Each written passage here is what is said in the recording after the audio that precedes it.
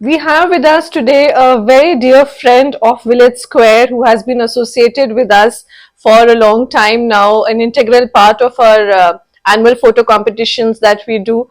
Welcome to Village Square, Vicky, Thank you. once again. Thank you, Vicky ma'am. Roy is a photographer with a long history of travel in rural areas and documenting stories from all over the country. Vicky आपकी नई book आई है अभी, congratulations. Thank you ma'am.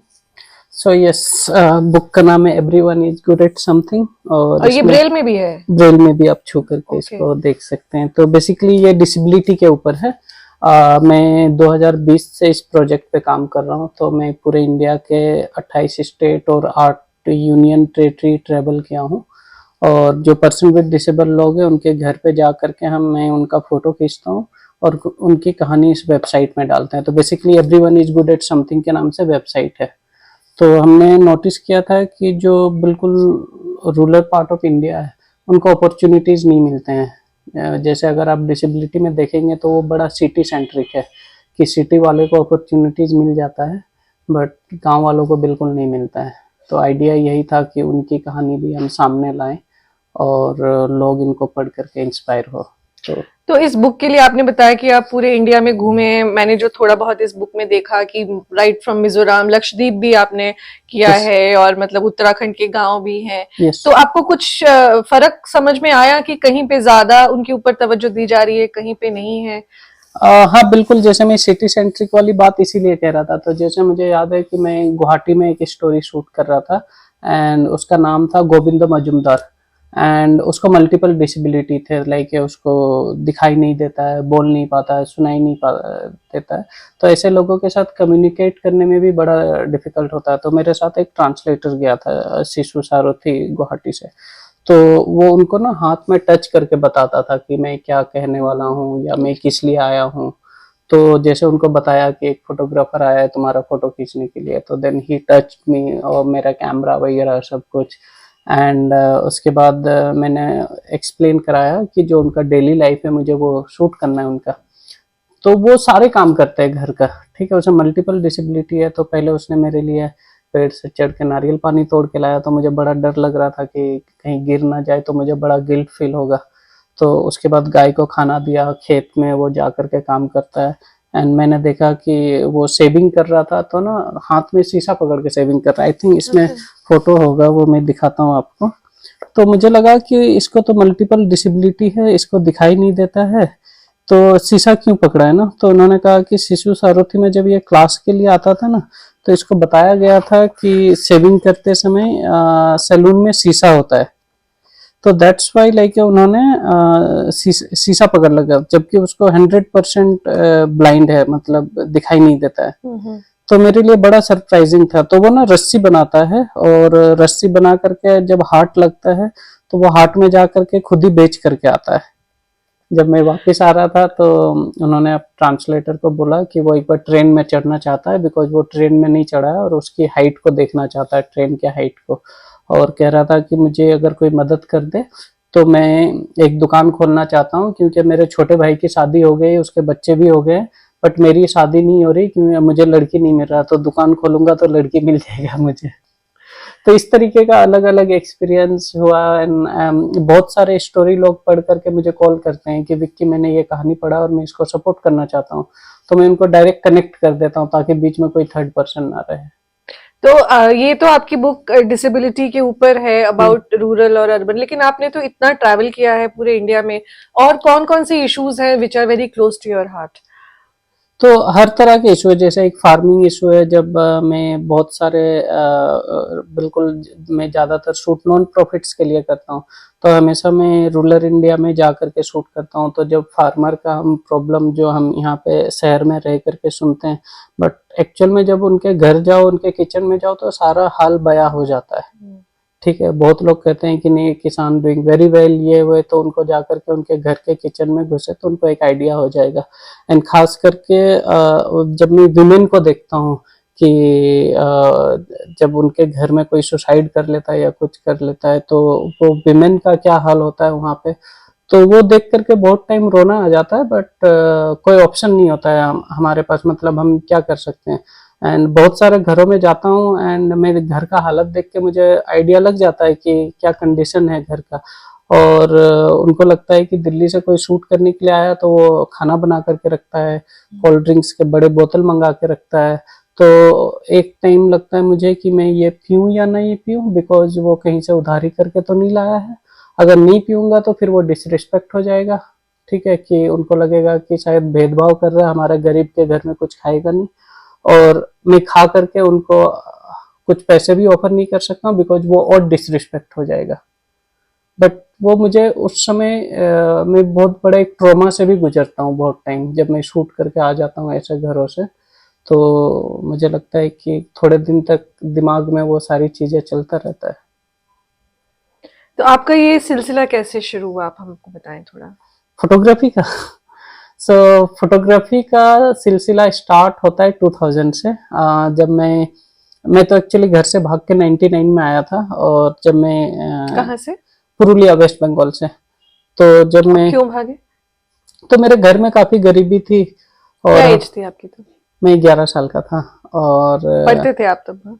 नानी घर में रहता था, पढ़ता था। बट बचपन में कुछ फिल्में देखी थी कि लोग शहर जाके हीरो बन जाते हैं या अमीर आदमी बन जाते हैं। तो मुझे लगा कि मैं भी अगर शहर चला जाऊं तो हीरो और बन आपके जाऊंगा। पेरेंट्स क्या वो पुरुलिया में ही थे? पुरुलिया में थे। मेरे फादर टेलरिंग का काम करते थे, बट अपना दुकान नहीं था, रोड किनारे मशीन लेके बैठते थे, तो पर डे की 10-15 रुपए इनकम थी, पुराने कपड़े सिलते थे, तो उसमें सरवाइव करना डिफिकल्ट होता था। और वो अर्निंग खाली उन्हीं का था एक घर हाँ, में? यस। और कितने भाई बहन थे? 7 भाई बहन। आप कौन से? मैं दूसरे नंबर पे। अच्छा। तो नाना नानी के घर में इसलिए मुझे रख दिया था मेरे मम्मी पापा ने यंग एज में, कि उनको लगा कि एटलीस्ट एक लड़का क्लास 10th तक पढ़ ले। तो उनका ड्रीम ही इतना था कि क्लास 10th तक मेरा एक लड़का पढ़ लेगा, तो वो उनके लिए काफी सक्सेस था।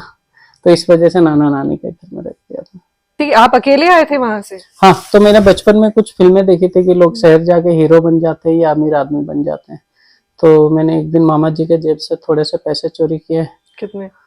करीब 800-900 रुपए थे। मैं ये स्टेशन कब की पे बात है? 99 की। 90?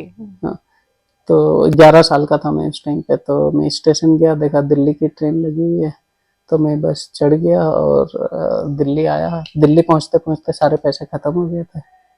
तो जब मैं स्टेशन पे पहुंचा तो मुझे समझ में नहीं आ रहा था कि मैं क्या करूं। तो मैं एक जगह बैठ करके रोने लग गया। तो कुछ बच्चों ने मुझे रोते हुए देखा, आके मेरे से पूछा कि घर से भाग करके आए हो। तो मैंने उनको अपनी कहानी बताई, हम अच्छे दोस्त बन गए। एंड फिर मैं उनके साथ रैग पिकिंग का काम करने लगा। तो जो लोग पानी की बोतल पी के फेंक देते थे, हम वो कलेक्ट करते थे एंड जनरल बोगी में 5-5 रुपए में बेच देते थे। उनको भर के? हाँ, ठंडा पानी भर के, क्योंकि हर एक प्लेटफॉर्म में एक वाटर कूलर लगा होता था। अब रहते कहाँ थे तब? तो उस समय हम रामलीला ग्राउंड के पास एक बारात घर था, तो वहाँ पे 2 रुपए में कंबल मिलते थे, तो वहाँ पे जा करके और सो डेली जाते। इनकम कितनी हो जाती थी आपकी? सो इनकम 20 रुपए, 40 रुपए, 50 रुपए। बट क्या होता था उस समय, कोई रखने का वो नहीं था, तो पैसे चोरी हो जाते थे, या जो हर एक प्लेटफॉर्म का दादा होता था वो छीन लेते थे पैसे। और खाने पीने की दिक्कत नहीं होती थी, क्योंकि जो हमारे लग्जरी ट्रेन है राजधानी शताब्दी, तो उसमें हमेशा पेंट्री कार में खाना बचा रहता था, तो हम वो खाना लेके भाग जाते थे, तो वो लोग हमें कुछ नहीं बोलते थे। तो कितने टाइम आपने ऐसे ब्लैक पिकिंग का काम किया? 6 मंथ तक, 5-6 मंथ तक। फिर एक ढाबे में काम किया थोड़े टाइम, कहाँ अजमेरी पर? गेट में। अच्छा। तो वहाँ पे एक ढाबा ओनर था, पन्ना लालू, अभी गुजर गए। और तो उनके यहाँ पे मैं काम करता था, तो वहाँ तो पे काफी टाइम काम वहाँ किया। क्या काम किया आपने? प्लेटें धुलना, क्योंकि नया नया जो भी लड़का आता था उनको प्लेटें धुलना। फिर थोड़े दिन हो गए थे तो रोटी बनाने में लगा दिया था, तो रोटी बनाता था। तो आई मेक वेरी गुड रोटी। सो ढाबे में जब मैं काम करता था, एक दिन भैया एक आए और उन्होंने मुझे कहा कि तुम्हारी उम्र अभी पढ़ाई लिखाई करनी की है, तुम ये सब काम क्यों कर रहे हो। तो उन्होंने मेरे ढाबा ओनर से बात करके मुझे, जो एक संस्था है सलाम बालक ट्रस्ट के नाम से, तो मुझे वहाँ पे भेज दिया। और वहाँ पे मैं थोड़े दिन रहा, और क्योंकि उस समय कोई आईडी प्रूफ वगैरह नहीं था, तो एफिडेविट वगैरह बन के क्लास 7th में मेरा एडमिशन हो गया। तो पहाड़गंज में गवर्नमेंट बॉयज मिडिल स्कूल है चूना मंडी में, तो वहाँ पे क्लास 7 से फिर मेरी पढ़ाई स्टार्ट हुई। तो तब आपके दिमाग में था कि तभी भी, मतलब आप तो एक्टिंग करने के लिए, हीरो बनने के लिए आए थे, तो था अंदर एक वो कि मुझको वही करना है, या बदल गया था डायरेक्शन? छोटा था ना, तो पता नहीं था, तो बस पढ़ाई कर रहा था, बट पढ़ाई में अच्छा था नहीं। तो नकल मार के अच्छे नंबर आ जाते थे। और जब मैं क्लास 10th में आया तो 10th बोर्ड का एग्जाम था, तो कुछ भी नकल नहीं मार पाया। तो मेरे 10th में बहुत कम परसेंटेज आया, करीब 48 परसेंटेज थे मेरे। तो जो मेरे एनजीओ के टीचर थे उन्होंने कहा कि आप पढ़ाई में अच्छे हो नहीं, आप अपना ट्रैक चेंज करो, कुछ वोकेशनल ट्रेनिंग करो, और आप 11th-12th ओपन स्कूल से कर लेना। तो एनजीओ के पास काफ़ी बजट नहीं होता, तो उन्होंने ऑफर किया कि आप कुछ टीवी मैकेनिक कोर्स कर लो, सिलाई कोर्स कर लो, कुकिंग कोर्स कर लो। तो मैंने उनको कहा कि फोटोग्राफी करनी है, क्योंकि फोटोग्राफी मेरे दिमाग में इसलिए आया कि जब मैं सलाम बालक में नया नया आया था 2000 में, उस समय एक वर्कशॉप हो रहा था वहाँ पे और मैं उसका पार्ट नहीं था।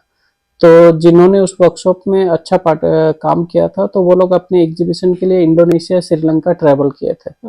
तो मेरे दिमाग में लालच आ गया, मुझे लगा फोटोग्राफी करूंगा तो घूमने फिरने को मिलेगा। तो मैंने इसी लालच में बोल दिया कि सर फोटोग्राफी करनी है, बट ये नहीं पता था कि मैं फोटोग्राफर बन जाऊंगा, बिकॉज मैं हिंदी स्पीकिंग था और हिंदी मीडियम से पढ़ा था, और लगता था कि बिना इंग्लिश बोले आप प्रोफेशनल फोटोग्राफर नहीं बन सकते हो। तो मुझे लगता था I will be a good assistant.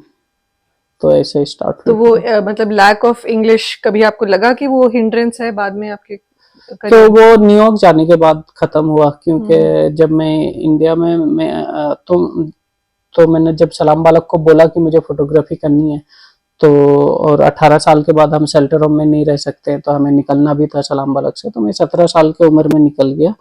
तो सलाम बालक ने मुझे एक फोटोग्राफर के साथ काम पे लगा दिया जो फोटो असिस्टेंट। तो उन्होंने मुझे, अनईमान नाम है, दिल्ली बेस्ड फोटोग्राफर है। तो उन्होंने ओ कहा अनयमान, हाँ हाँ sorry, I know he is been my colleague, अनयमान इंडिया टुडे में थे। हाँ यस। तो अनई सर को मैंने ज्वाइन किया, तो ही सेड कि मैं आपको 3000 सैलरी दूंगा, सेल फोन दूंगा और बाइक दूंगा। तो मुझे लगा कि बहुत बढ़िया काम है। एंड ही सेड कि मेरा महीने में 8-10 दिन काम होता है, बाकी दिन आप फ्री रहोगे। तो मैं गया, तो उन्होंने मुझे अपने एनफील्ड की चाबी दी है। तो उस समय मैं छोटा सा था, एनफील्ड चला नहीं सकता था, तो आई सेड कि मैं तो नहीं चलाऊंगा। तो मैं बस से ही ट्रैवल करता था। तो आई सेड कि इसे बेच के स्कूटी ले लो, तो अब बेचना आपको ही पड़ेगा। था आई सेड, मैं सलाम बालक से नया नया निकला ही था, बाहर की दुनिया कुछ भी पता नहीं थी मुझे। तो मैंने सलाम बालक से लोन लेके एक फिल्म कैमरा खरीदा, निकॉन F80, और सलाम बालक से हर महीने मुझे 3 रोल उसके डेवलपिंग के खर्चे मिलते थे। तो मैं जैसे अनई सर मुझे ज़बरदस्ती लाइब्रेरी भेजते थे, एग्जीबिशन देखने जाने के लिए बोलते थे। तो वहाँ पे नोटिस किया था कि जो भी बुक है वो पर्टिकुलर किसी स्टोरी पे है, जो भी एग्जीबिशन है वो पर्टिकुलर किसी स्टोरी पे है। तो मुझे लगा कि एज ए स्टोरी पे मुझे भी कुछ काम करना पड़ेगा। तो देन मैंने स्ट्रीट के बच्चों को शूट करना चालू किया। मुझे लगा कि क्यों ना मैं अपनी लाइफ दिखाऊं दूसरे बच्चों के थ्रू। तो तो जो मैं लोन लेके कैमरा खरीदा था, तो मुझे हर महीने 500 लोन के रिटर्न करने होते थे। तो मेरी 3000 सैलरी थी, तो 2500 में सर्वाइव करना डिफिकल्ट होता था। तो मैं शादी घर में जाके वेटर का काम कर लेता था, उससे जो पैसा आता था फिल्म रोल खरीदता था और शूट करता था। तो ऐसे 2007 में पहला एग्जीबिशन लगाया स्ट्रीट ड्रीम्स के नाम से। तो क्या रिस्पॉन्स रहा उसका? तो जब मैं मेरे एग्जीबिशन काफ़ी सारे जगह ट्रैवल किया, 3 टाइम लंदन गया, साउथ अफ्रीका गया, वियतनाम गया, काफ़ी सारे प्रिंट सेल हुए। तो सडनली बैंक बैलेंस भी हो गया थोड़ा सा। तो एक एटीट्यूड आ गया, मुझे लगा कि अरे अब तो मैं फोटोग्राफर बन गया हूँ, मुझे किसी की सुनने की क्या ज़रूरत है। तो अनई सर कुछ बोलते थे तो मैं उनको पलट के जवाब दे देता था। तो अनई सर को लगा कि मैं गलत डायरेक्शन में जा रहा हूँ। तो एक बार उन्होंने मुझे ग्रीन पार्क कोस्टा कॉफ़ी बुलाया और बैठा करके समझाने लग गया कि पहले आप मेरे से ऐसे बात करते थे, अब आप मुझे पलट के ऐसे जवाब देते हो। तो ये आपकी लाइफ है, आप डिसाइड करो कि आपको कैसे जीना है, बट इस एटीट्यूड के साथ ना आपका लाइफ यहाँ पे रुक जाएगा इतना दूर जा करके। तो आपको यहाँ पे रोकना है या इसको आगे कंटिन्यू लेकर के जाना है, ये आपको डिसाइड करना है। तो काफ़ी सारे एंगल से उन्होंने मुझे समझाया, मैंने भी समझा चीज़ों को। तो मतलब जो भी क्रिएटिव प्रोफेशंस हैं, चाहे फोटोग्राफी है या एक्टिंग है, थिएटर है, तो वो अभी भी थोड़े से तो रिस्की प्रोफेशंस माने जाते हैं कि स्टेबिलिटी नहीं है और उतना ज्यादा अगर आप क्लिक हो गए तो हो गए, नहीं हुए तो नहीं हुए, स्ट्रगल करते रहे। तो आपको मतलब कॉन्फिडेंस था कि आप पहुंच जाएंगे जहां चाहते हैं आप पहुंचना? नहीं, कॉन्फिडेंस नहीं था और मैंने कभी सोचा भी नहीं था कि मैं फोटोग्राफर बन जाऊंगा। मुझे लगा था कि मैं हमेशा असिस्टेंट बन करके रहूंगा, बट वो लक बाय चांस वाली बात होती है ना। तो मुझे मेंटोर अच्छे मिल गए समहाउ। तो मुझे हवा में उड़ने नहीं दिया उन्होंने, कि सेड कि जो भी अवार्ड ग्रांट्स मिल रहे बट आप अपना काम करते रहो। तो मुझे उन्होंने हमेशा एज ए ग्राउंडेड रखा। तो इन मेंटोर ने बड़ा इंपॉर्टेंट रोल निभाया। और प्लस दूसरा था कि सलाम वाला के जो स्ट्रॉन्ग पिलर की तरह मेरे पीछे हमेशा खड़ा रहा है, सेड कि आप काम करो, कुछ भी दिक्कत होगा हम लोग हैं पीछे। तो वो एक कॉन्फिडेंस था, मुझे पता था कि कोई है मेरे पीछे, तो मेरा कोई काम रुक नहीं सकता है। तो आपकी फर्स्ट एग्जीबिशन से और आपकी इस बुक तक आपकी ये जो जर्नी रही है, करीब कितने साल की हो गई होगी? 2005 से कर रहा हूँ, तो 19 साल। हाँ। सो हाँ, और 20 साल ही हो गए करीब करीब। तो इतनी जो ये जर्नी है, इसमें आपके इतने एक्सपीरियंसेस हैं, इतनी जगह आपने ट्रैवल किया है, तो वो आपको हमेशा अगले प्रोजेक्ट के लिए या उसके लिए आपको किस तरीके का उससे कंट्रीब्यूशन मिलता है? So learning actually. तो जैसे मुझे पढ़ने का मन नहीं करता, बट मैं जितना ट्रैवल करता हूँ, लोगों से मिलता हूँ, तो वो मेरे लिए लर्निंग हो जाता है। एंड ऑफ कोर्स आप किसी भी फील्ड में आप देखिएगा, कोई अगर फिल्म बनाता है, कोई अच्छा डायरेक्टर है, तो वो बहुत सारे रियल इंसिडेंट उस कहानी में डाल देता है, ताकि वो रियल एक वो फील आई लोगों का, बिकॉज वो कहीं ना कहीं से गुजरा हुआ होता है उस जगह से। तो सेम मेरे उसमें भी है, कुछ प्रोजेक्ट्स ऐसे मिलते हैं जिसमें शायद वो एक्सपीरियंस नहीं किया है, बट जैसे मैं 2009 में वर्ल्ड ट्रेड सेंटर का रिकंस्ट्रक्शन शूट किया हूँ न्यूयॉर्क में। तो वो हम जब छोटे थे तो हमने मैगजीन वगैरह में बड़े फोटो देखे थे कि वर्ल्ड ट्रेड सेंटर को प्लेन से क्रैश हो गया, और ये फोटो हर जगह छपा था। तो वो बचपन में इमेज छपी हुई थी उस टाइम पे। बट जब मैं न्यूयॉर्क में world trade centre reconstruction shoot कर रहा था, तो मेरे लिए लाइक ए प्राउड मोमेंट था कि ये अमेरिकन लोगों की एक स्पिरिट है, और मैं उस हिस्ट्री का पार्ट हूँ। बिकॉज वो वर्ल्ड से सिर्फ 4 फोटोग्राफर चुने गए थे, और उसमें से मैं एक था। तो किस बेसिस पे चुने गए थे? तो उन्होंने एक फोटोग्राफी कंपटीशन करवाया था, एंड तो मैंने अपने स्ट्रीट ड्रीम्स के फोटो भेजे थे, तो उससे टॉप 10 में सिलेक्शन हो गया था। तो उसके बाद उन्होंने कहा कि कुछ कंस्ट्रक्शन साइट के फोटो खींच के भेजो। तो मैं उस समय दिल्ली मेट्रो के बहुत सारे काम चल रहे थे, तो मैंने साकेत मेट्रो के बहुत सारे कंस्ट्रक्शन के फोटो खींचे थे, अर्ली मॉर्निंग, अर्ली इवनिंग, अलग अलग जगह के। तो क्या हुआ कि सबमिट करने से पहले मैं अनिल सर को दिखाने के लिए चला गया कि मैं ये फोटो सबमिट कर रहा हूँ। तो सर सेड कि ये फोटो भेज के तो आप नहीं जीत सकते हो, बिकॉज न्यूयॉर्क में तो इससे बड़े बड़े क्रेन यूज होते हैं, तो उनके लिए ये कोई बड़ी बात नहीं है। आप हिंदुस्तान में रहते हो, तो आप कुछ इंडियन पर्सपेक्टिव के साथ शूट करो। तो उन्होंने मुझे कुछ गाइड किया कि आप एक गाड़ी हायर करके राजस्थान हाईवे चले जाओ, एंड वहाँ पे जो औरतें वो कलरफुल कपड़े पहन के काम करते हैं। एंड तो मैं जब उधर गया, तो मुझे वहाँ पे उस तरह के फोटो मिले कि औरत गमला उठा रखी है, बच्चे उसका साड़ी पकड़ के चल रहे हैं साथ में। तो उस तरह के फोटो में अलग अलग जगह जा करके शूट किया, फिर मैंने वो फोटो सबमिट किए। तो फिर 1-2 राउंड इंटरव्यू हुए, फिर उन्होंने वर्ल्ड से 4 फोटोग्राफर चुने थे उसके शूट के लिए। तो इतने प्रोजेक्ट्स आपने की, इतनी जगह आपने शूट किया, what is the closest to your heart? So मेरा स्ट्रीट ड्रीम जो पहला एग्जीबिशन था, और जो मेरी पहली बुक थी होम स्ट्रीट होम, ये दोनों हमेशा स्पेशल रहेगा, बिकॉज उन दोनों में मेरी स्टोरी है।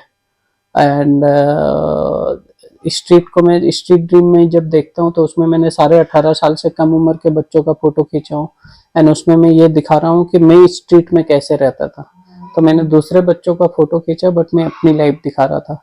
एंड जो मेरी बुक है होम स्ट्रीट होम, उसमें मैं ये दिखा रहा था कि मैं शेल्टर होम में कैसे रहता था। तो अगेन मैंने दूसरे बच्चों का फोटो खींचा, और उसमें मैं अपनी लाइफ दिखा रहा था कि मैं शेल्टर होम में कैसे रहता हूँ। तो वो दोनों प्रोजेक्ट हमेशा मेरे लिए स्पेशल रहेगा, और बिकॉज उसमें मेरी मेमोरी जुड़ी हुई है। फिर घर कब जाना हुआ आपका? घर में 2004 में गया था पहली तो बार। कैसा रहा वो? मतलब आप टच में थे पहले? कुछ नहीं, चिट्ठी विट्ठी कुछ भी नहीं? उन लोगों को कुछ मालूम नहीं था आप कहाँ हैं, क्या कर रहे हैं?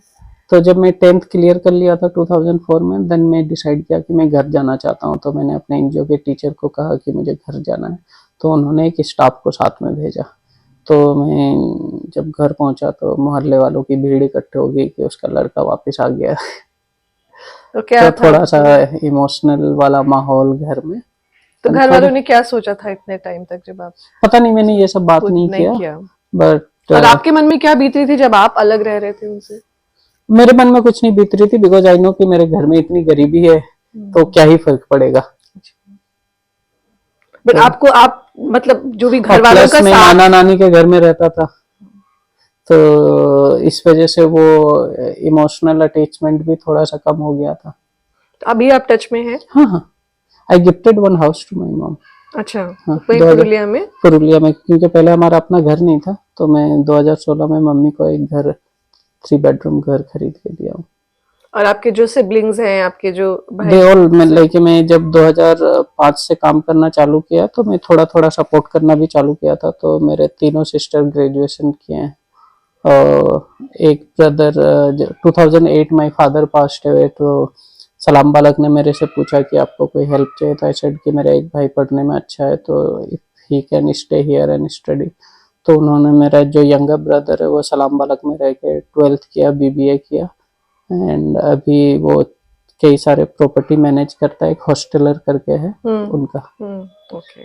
तो अब मतलब जितने बच्चे आपने, अब इतने बच्चों की स्टोरीज डॉक्यूमेंट करी हैं जो स्ट्रीट चिल्ड्रन हैं, या तो आप उनको अपने एक्सपीरियंसेस के बेसिस पे कुछ एडवाइस कुछ देते हैं क्या? जैसे जब मैं शूट कर रहा था तो सभी को, एक तो मेरे एग्जीबिशन में आए थे, और एग्जीबिशन का कुछ परसेंटेज मैं सलाम बालक को डोनेट किया था, बिकॉज मैं इंडिविजुअल बच्चे को पैसे नहीं दे सकता था। तो मैं टॉक काफ़ी देना चालू किया 2010 से, and like I done more than 500 talks. तो मैं टॉक इसलिए देता था जा करके कि जो लोग मुझे सुन रहे हैं ना, उनका नज़रिया बदल जाता है मेरा टॉक सुनने के बाद। जब वो नेक्स्ट टाइम किसी स्ट्रीट बच्चे को देखते हैं तो उनका नज़रिया बदल जाता है उनको देखने का। तो मैं इस वजह से जा करके बहुत टॉक्स देता हूँ, ताकि लोगों का एक माइंड सेटअप बदले। एंड मैं बहुत सारे बच्चों से अभी भी टच में हूँ, एंड अभी भी मुझे पता है वो बच्चे कहाँ पे है। तो आप कहते हैं कि लोगों का माइंडसेट बदलना चाहिए, तो क्या चेंज आना चाहिए उसमें? चेंज, जैसे बहुत टाइम हम जब स्ट्रीट पे रहते थे तो लोग एक धिक्कार के नजरिए से देखते थे, ठीक है, बट व्हेन दे हर्ड कि किसी एनजीओ ने इसको सपोर्ट किया, एंड मैं यहाँ तक पहुंचा, लाइक मैं world trade centre reconstruction shoot किया, मैं नेशनल ज्योग्राफी के रियलिटी शो में था, मैं MIT से फेलोशिप मिला, मैं फोर्ब्स एशिया 30 अंडर 30 लिस्ट में था, मैं वोग मैगजीन के 40 अंडर 40 लिस्ट में था, मैं व्हाइट हाउस में जाकर टॉक दिया हूँ, हार्वर्ड में टॉक दिया हूँ, ठीक है, वर्ल्ड बैंक में, पेंटागन में, ठीक है। तो जब लोग ये सारी चीज़ें सुनता है कि एक टाइम पे मैं भी स्ट्रीट पे था, और मैं ये लोग शायद उस टाइम हमें भी इसी नज़रिए से देखते थे, लेकिन व्हेन दे हर्ड कि अरे इसको थोड़ा सा अपॉर्चुनिटी मिला और इसने ये सारी चीज़ें किया, तो वो नज़रिया लोगों का बदल जाता है। तो इस वजह से। और गांव में जब आप जाते हैं और वैसी ही गरीबी देखते हैं जैसी गरीबी से आप गुजरे हैं, so again what is it that you tell them? तो नहीं, तो इसके ऊपर क्या कहते हैं, डिस्कस नहीं होती है कि गरीबी को कैसे ये करें, बट मैं जिन एनजीओ के लिए काम कर रहा हूँ, आई नो कि वो लोग कुछ ना कुछ कर रहे हैं इनके लिए। जैसे मेरी जो वाइफ है वो CSR देखती है, तो जैसे CSR के थ्रू बहुत टाइम वो गांव में जाती है, एंड वो लोग गोटरी के लिए पैसा देते हैं, या कुछ वेजिटेबल उगाने के लिए पैसा देते हैं। तो चीज़ें धीरे धीरे ही बदलना चाहिए, क्योंकि अगर सडनली कोई चीज़ बदलेगा तो वो ज़्यादा दिन तक सस्टेन नहीं कर पाएगा। तो इसीलिए बहुत टाइम वो बिलीव करना पड़ता है कि ये एक सर्कल है, और सर्कल में धीरे धीरे चीज़ें होगा। And what is next for you? Next मैं बस अपना काम करना चाहता हूँ, एंड मैं चाहता हूँ कि हर एक जनरेशन में कुछ ऐसे लोग होते हैं जिनको लोग हमेशा याद रखते हैं।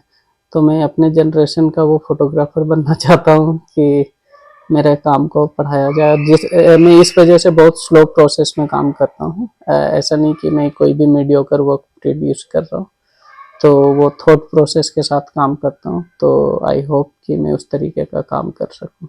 तो जैसे जो आप कह रहे हैं कि गरीबी को कैसे वहाँ पे, तो जैसे बहुत टाइम क्या होता है कि जैसे कोई चीज़ें मैंने देखी, तो आई रिमेम्बर मैं मध्य प्रदेश में एक स्केट पार्क शूट कर रहा था काफ़ी टाइम से। तो उस गांव में ड्रिंकिंग वाटर की काफ़ी दिक्कत थी। तो जिस एनजीओ के लिए मैं काम ये स्केट पार्क कहाँ पे?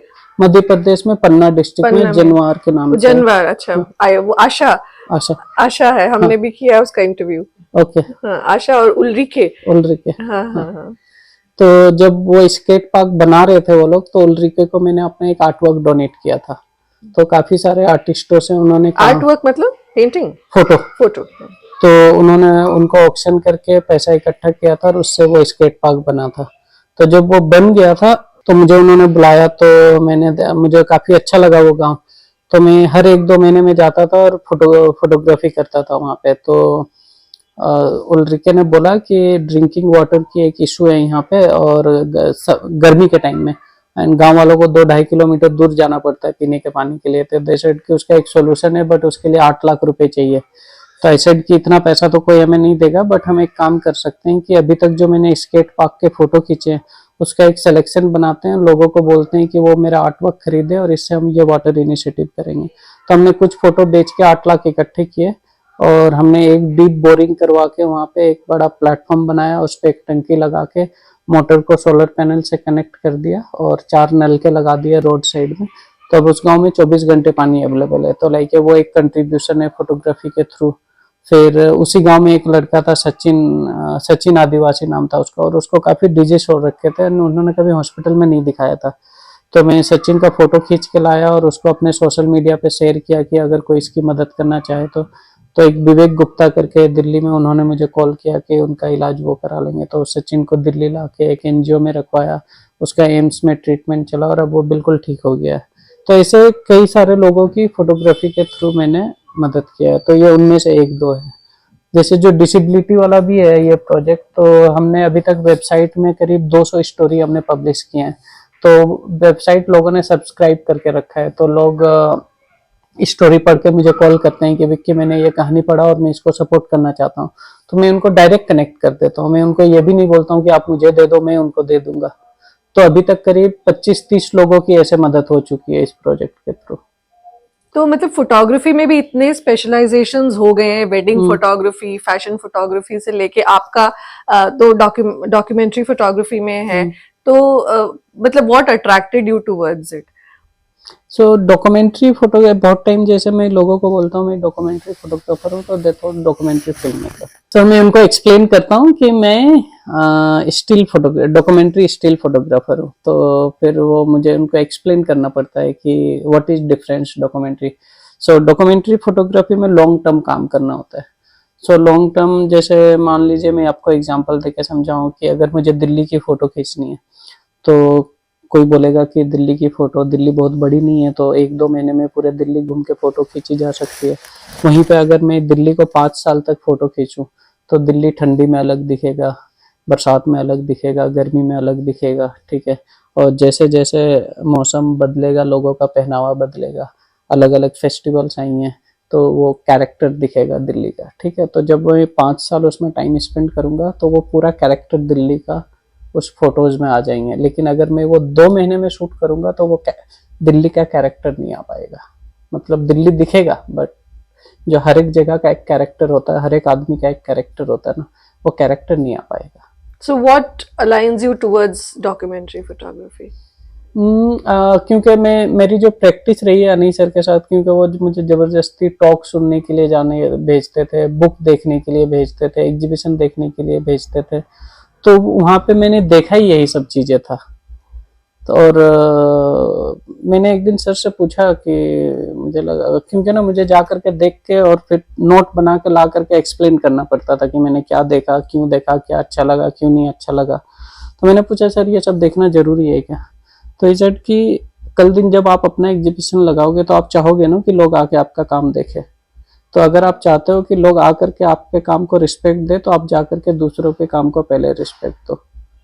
तो इस वजह से काम देखना जरूरी है। तो वो एक मेरा प्रैक्टिस रहा कि मैं जाकर के इसी तरीके का काम देखा। और मेमोरी बड़ा इम्पोर्टेंट रोल निभाता है यहाँ पे। जैसे जब मैं सलाम बालक में था तो सलाम बालक में समर वेकेशन में हमेशा पहाड़ों पे लेके जाता था मैं, और गर्मियों की छुट्टी में 10 दिन 15 दिन के लिए। तो उस समय जो इमेजिनेशन था माउंटेन का, वो ब्यूटी के टर्म में था मेरे दिमाग में छपा हुआ। फिर जब मैं सलाम बालक से निकलने के बाद मैं कोशिश किया कि मैं हमेशा पहाड़ों पे ऐसे जाते रहूं बीच बीच में। तो जब मैं देखा तो मैं पहाड़ों के अर्बनाइजेशन के ऊपर काम किया 2012 से लेके 2019 तक। तो मेरा एक प्रोजेक्ट है, उसका नाम है this is card land new mountainscape. तो वो 2017 में वडेरा में एग्जिबिट किया था। कहाँ पे किया आपने ये शूट?